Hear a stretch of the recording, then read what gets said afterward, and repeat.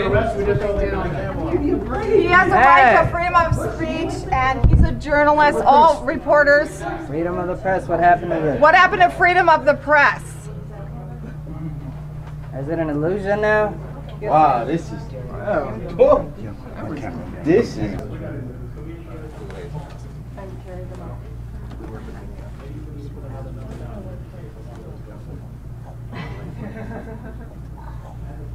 What should I actually do? What are not doing? The role of housing and urban development is the agency in this country that's responsible for helping people obtain affordable housing, public housing, transitional housing, shelter, money for homeless families, and yeah, HUD has been nothing but a corrupt agency in this country that basically feeds the payroll of a lot of bureaucrats and hasn't dealt with the problem of poor and homeless people in this country. Should I construct houses also? They also build and build houses. And the homeless rate is growing here in Minnesota. It's growing all across the entire country. The folks that lost their homes in due to Katrina in both Biloxi, Mississippi, and in New Orleans, they, even after losing their homes, they had to deal with HUD demolishing the existing homes that were, still standing. So it's really a sham. There is no right to housing. There's definitely no right to public housing or affordable housing. And there's a huge foreclosure crisis right now in this country. Either people are trying to get into a house or hold on to a house. Those are the two options.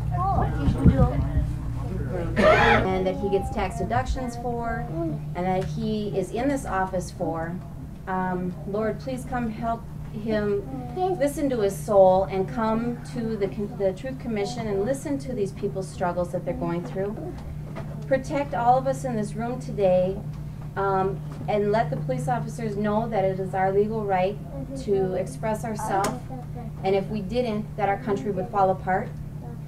And Lord, please make a better day for our children so that they don't have to do stupid stuff like this, that they have housing, that they have food, and that they have the basic rights that human beings should have in this fantastic country that we live in with all these resources and all this money.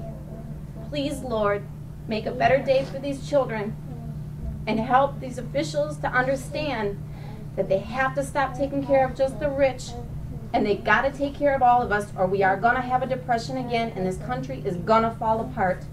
Amen.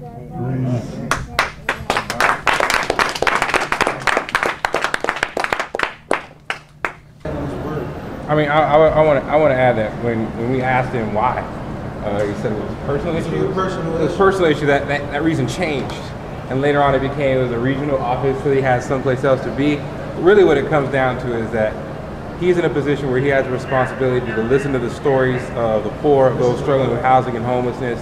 He made a commitment to do so. He went back on that commitment. He just lied to us about why. He's lying to us about coming, and that's why we were there. See the signature there. We have a copy of the actual signature that he signed. Stated that he was going to send it. Now he's going back on his statement. So you guys think he's not taking it seriously? Actually, I think he's taking this very seriously, and that's part of the reason he's not coming. The problem is that that's not really what his job is.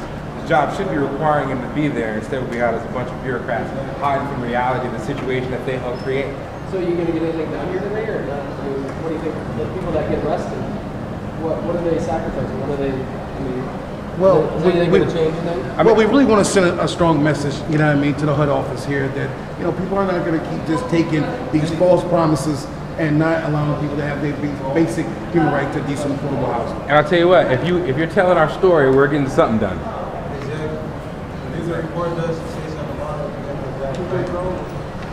Thank you. Thank you. Hey, what's your name, sir?